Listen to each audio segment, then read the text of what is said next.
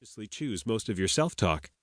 Although it appears as though you are choosing your inner dialogue, you are not. It is simply coming into your awareness. You don't control it. It is occurring on its own. If you don't believe me, try to stop your self-talk. Notice that it doesn't stop. Suddenly you start thinking about not thinking and thinking about how to stop thinking or even why you can't stop thinking. Nonetheless, you are still thinking.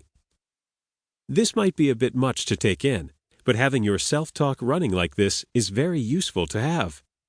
First, your self-talk helps you guide your decisions and actions.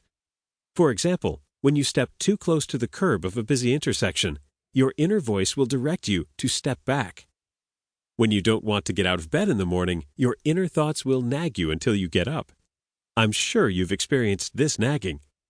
It will say, "Get up. You better get up now, it's getting late. You don't want to be late for work and have the boss yelling at you, now do you?" The next thing you know, you're out of bed.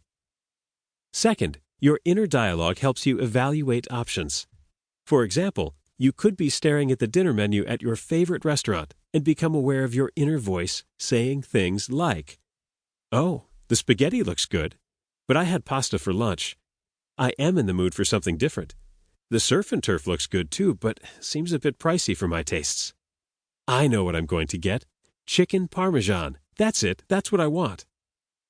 When you come across various options, your self-talk helps you evaluate them so you can come to a decision.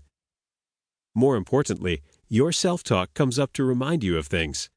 If you are rushing home from work, you might hear a voice surface and say, "Stop at the laundromat to pick up the dry cleaning," or "Don't forget about your son's baseball game this evening."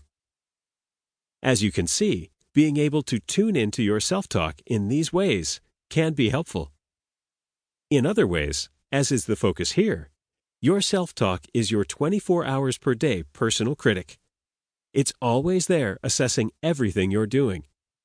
It lets you know when you've done something wrong, when you have made a mistake, or when you have crossed the line in some way. In many cases, this is also useful, as it acknowledges that you're off the mark and that you need to get back on track. Sometimes, however, and for some people, this critic has a way of getting out of control. It might constantly throw insults and negativity into your consciousness. It might say that you are not cut out for certain things, that you will make too many mistakes, or that you'll fail. Your self-talk may be even harsher. When you make a mistake, your self-talk will berate you, put you down, and call you derogatory names. When you have a hard time making positive changes in your life, it may bemoan what a worthless person you are and conclude that you'll never do anything right.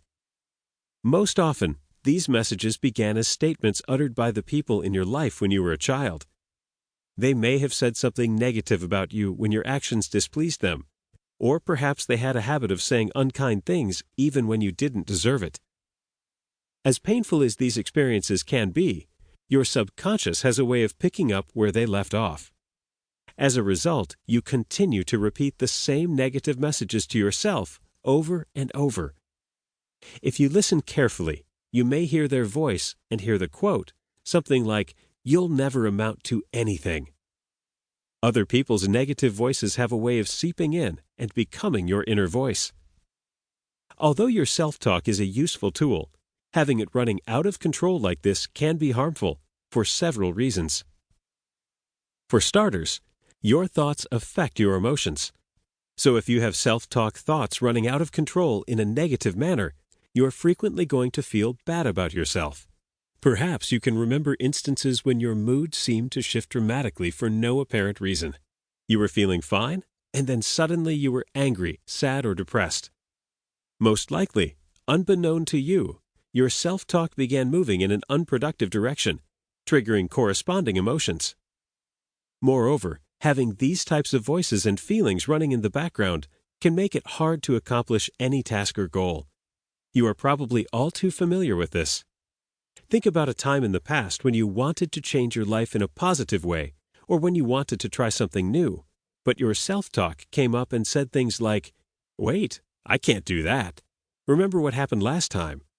Or, "What's the use? I always screw up anyway." As if by magic, your inner voice turned into a self fulfilling prophecy.